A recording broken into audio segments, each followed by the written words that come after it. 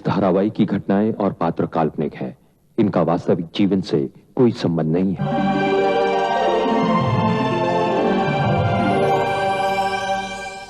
मैं तुम्हारे हर सवाल का जवाब दे सकती हूँ, लेकिन बार बार एक ही सवाल से मैं उब गई हूँ। क्योंकि आपने मेरी जिंदगी को सिर्फ एक सवाल में कैद करके रख दिया है सरला दीदी।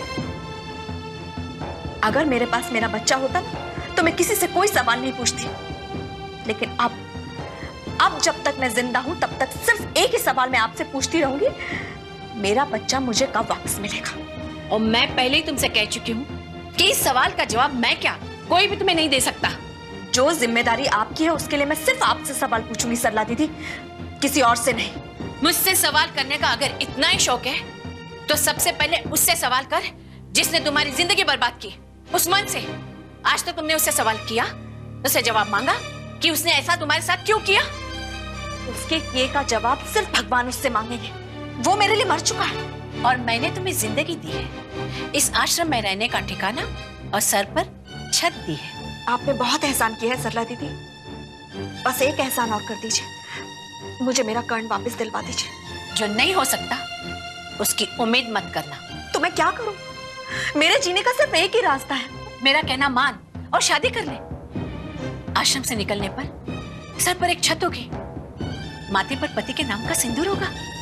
मैं विधवा की जिंदगी बिताना चाहती हूँ, ऐसे में मैं शादी के बारे में सोच भी नहीं सकती हूँ। मेरी जिंदगी तो खराब हो ही चुकी है, मैं नहीं चाहती मेरी वजह से किसी और की जिंदगी भी खराब हो जाए। जिंदगी खराब होने की क्या बात है? जब हिम्मत अपनी इच्छा से शादी करने के लिए तैयार है तो तू हाँ क्यों नहीं कर देती? दीदी हम इस बारे में पहले भी बात कर चुके हैं, लेकिन अब तक तूने जवाब नहीं दिया मुझे कुंती।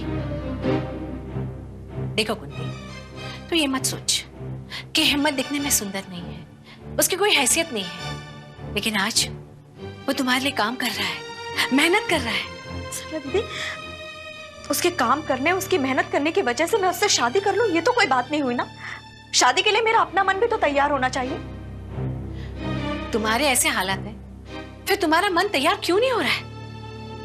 इसके लिए मैं खुद से जबरदस्ती तो नहीं कर सकती। देखो कुंती, तुम्हें मेरी बात बुरी लग रही होगी, लेकिन मैंने हमेशा तुम्हारी खुशी चाहिए। आज मैं हूं, अगर मैं कल नहीं रही तो तुम्हारे पास कौन है, तुम्हारा अपना, जो तुमसे कहे कि कुंती चिंता मत करो, मैं हूं ना। जो मेरा अपना था, सबसे प्यारा, उसे तो आपने मुझसे छीनकर इतनी दूर भेज दिया। तो हिम्मत को पराया मत समझ कुंती, वो हमेशा तेरे लिए कुछ भी करने के लिए तैयार रहता है। आज सुबह जब वो तुम्हें तस्वीर भेंट करने के लिए आया था, तब उसने मुझे तुम्हारी तरह सवाल किया। क्या? यही कि मैंने कर्ण को गोद क्यों दिया, और वो कर्ण को वापस दिलाने की बात कर रहा था। जब मेरे कहे का आप पर कोई असर नहीं हुआ तो हिम्मत जी के कहे का क्या होगा सरला दीदी? जब तू ये बात जानती है कि अब कहने सुनने का कोई असर नहीं होगा, तो फिर ये सवाल तू मेरे सामने क्यों उठाती है? इसका मतलब मेरा कर्ण मुझे वापस कभी नहीं मिलेगा? तू पहले अपने आप में इतना सामर्थ्य तो पैदा कर।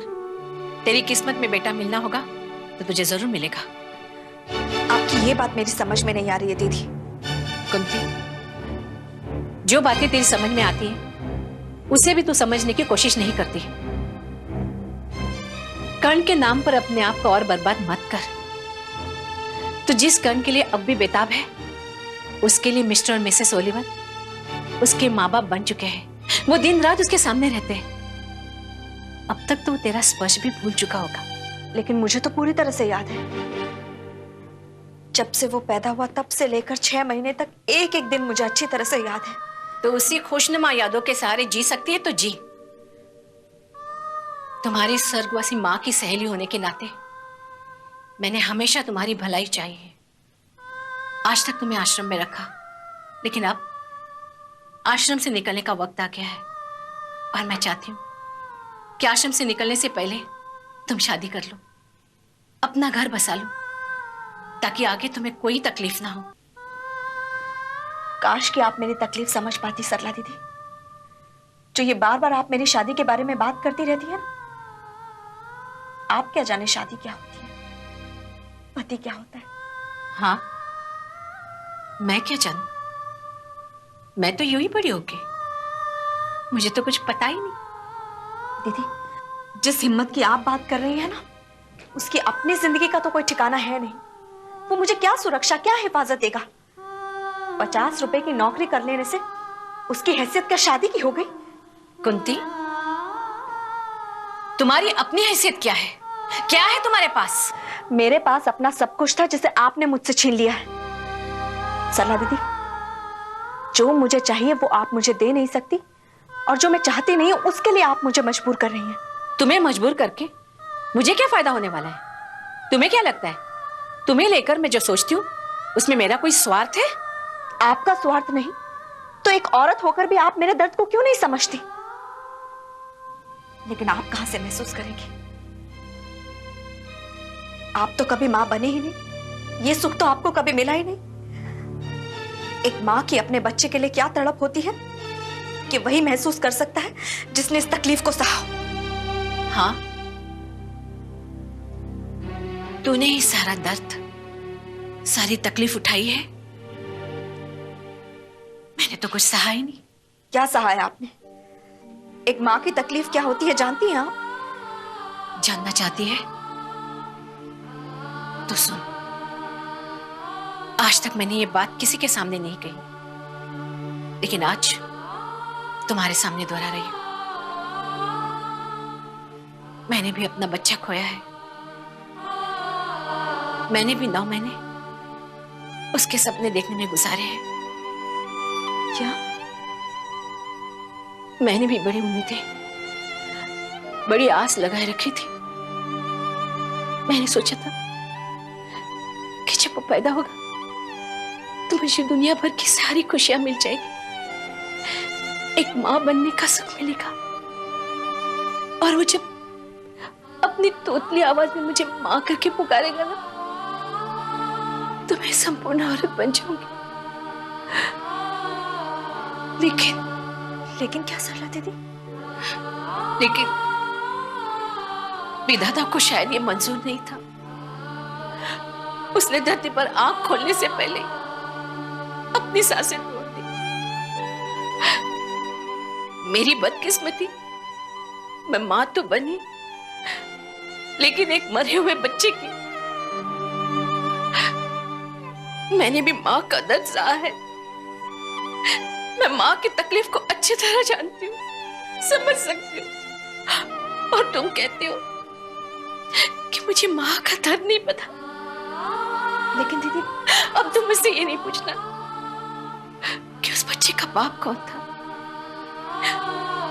मैं आज तुम्हें सिर्फ इतना बता देना चाहती हूँ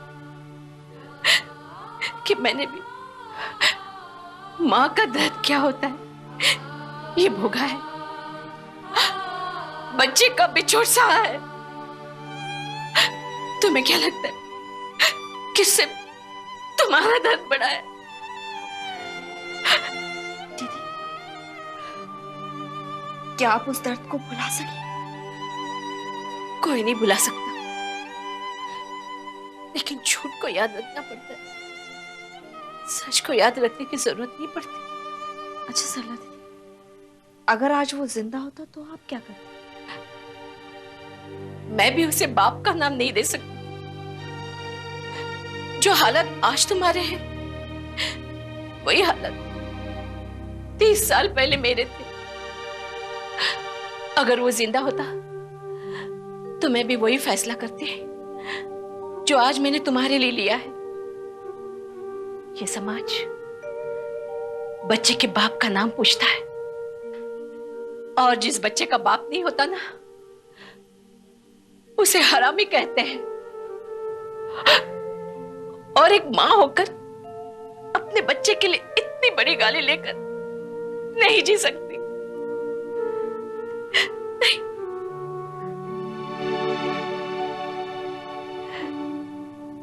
मतलब एक मां का इस समाज में कोई दर्जा नहीं, कोई हैसियत नहीं। अपनी कोशिशों से हम इस समाज के परंपरा, नियम नहीं बदल सकते। कुंती, कौन मां चाहेगी कि समाज उसके बच्चे का मजाक उड़ाए? कर्ण को गोद देने के पीछे मेरा सिर्फ यही उद्देश्य था कि कहीं तुम अपने मोह के चक्कर में उसकी जिंदगी तबाह ना कर दो। कर्ण जब बड़ा हो जाएगा तो उसके पीछे बाप का नाम होगा, और जिस बच्चे के पीछे बाप का नाम नहीं होता उस बच्चे की जिंदगी बर्बाद हो जाती।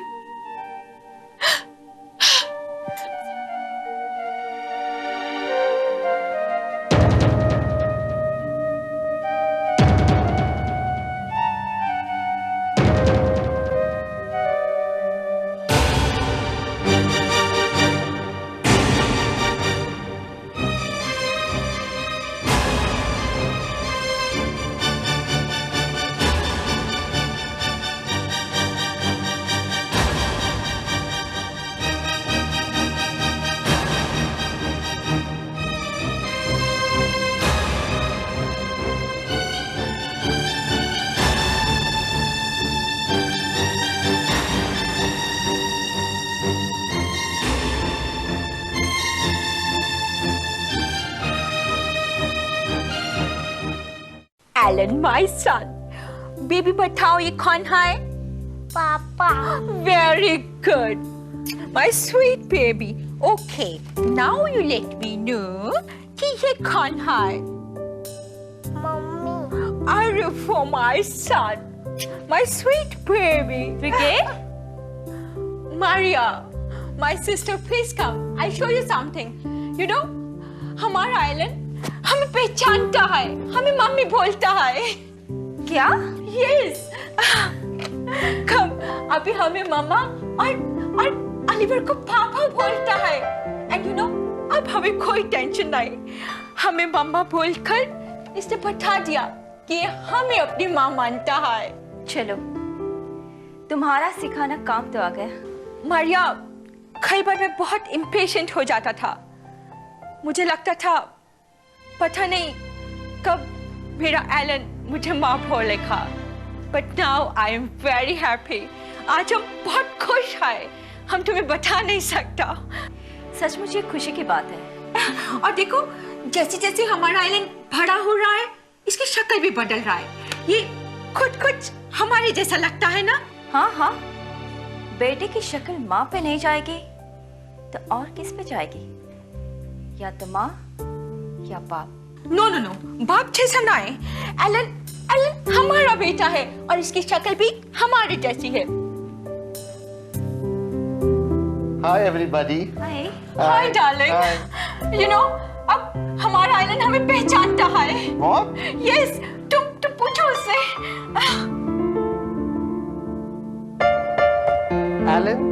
एलन में सनम कौन है? पापा। देखा देखा, ये हमें भी मम्मा बोलता है।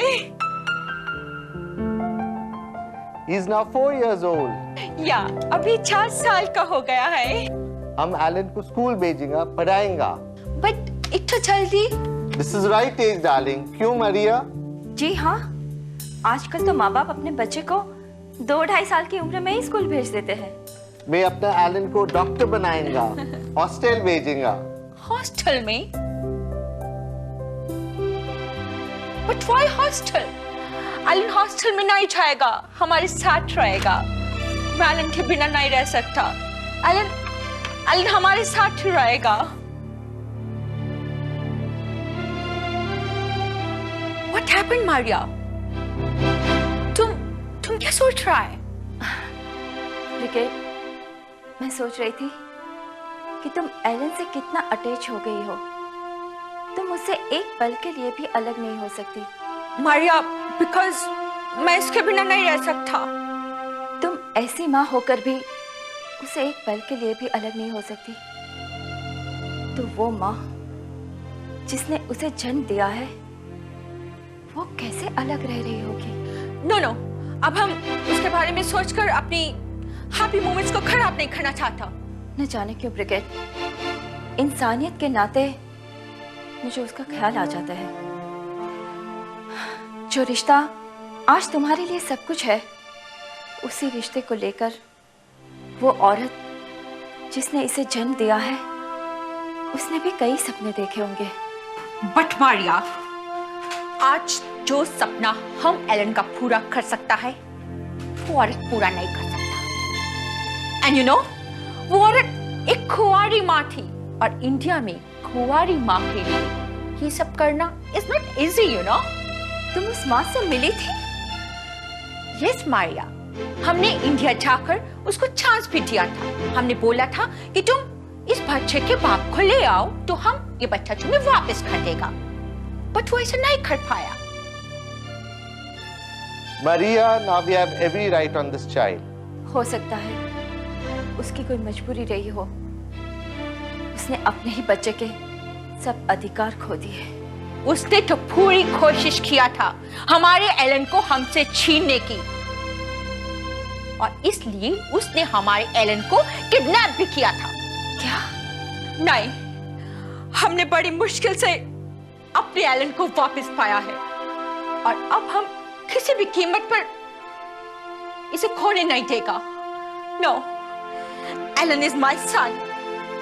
अब तो ये हमें अपनी मामा मानता है, और ऑलिवर को अपने पापा। और अब अगर वो औरत इसके सामने आ भी जाए तो हमारा एलन उसे पहचानेगा भी नहीं।